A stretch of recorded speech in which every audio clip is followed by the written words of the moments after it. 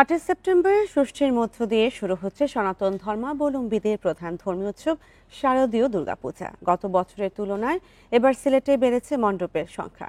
সে সময় প্রতিমা তৈরিতে ব্যস্ত সময় পার করছেন কারিগররা। প্রশাসন বলছে আইন শৃঙ্খলা রক্ষায় নেওয়া হয়েছে সব ধরনের প্রস্তুতি। বান্ডেল থাকলে প্রতি সেনমানিতে টাকা বাঁচবে। বিকাশ সেনমানি বান্ডেল কিনে জিতুন প্রতি লেনদেনে। শারদীয় দুর্গাপূজা উপলক্ষে শুরু হয়েছে প্যান্ডেল ও মণ্ডপ তৈরির কাজ। অন্যদিকে প্রতিমা শিল্পীরাও রং তুলিতে সাজিয়ে তুলছেন দেবী দুর্গাকে। বিভিন্ন সরঞ্জামের দাম বাড়লেও প্রতিমা বিক্রি করে আশানুরূপ দাম মিলছে না বলে জানালেন কারিগররা।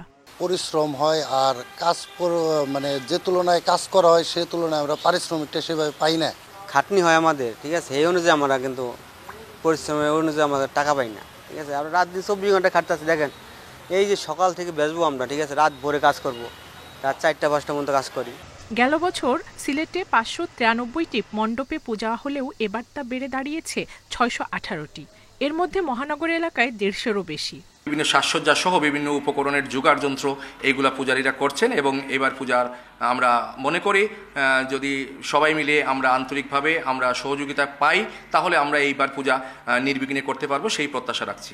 প্রশাসন বলছে পূজা মণ্ডপে যেন বিশৃঙ্খলা তৈরি না হয় সেজন্য নেওয়া হয়েছে সব ধরনের প্রস্তুতি। র্যাব, বিজিবি তারাও এই নিরাপত্তা কাজে সহায়তা করবে। তো সার্বিক বিচারে আমরা সব দিক থেকে প্রস্তুত আছি যাতে একটা উৎসবমুখর পরিবেশে ধর্মীয় ভাবগাম্ভীর্যটা বজায় রেখে সম্প্রীতি অক্ষুণ্ণ রেখে সুশৃঙ্খল পরিবেশে যেন পূজাটা উদযাপিত হয়। এবছর দেবী দুর্গা মর্তে আসবেন হাতিতে চড়ে, বিদায় নেবেন দোলায় চড়ে।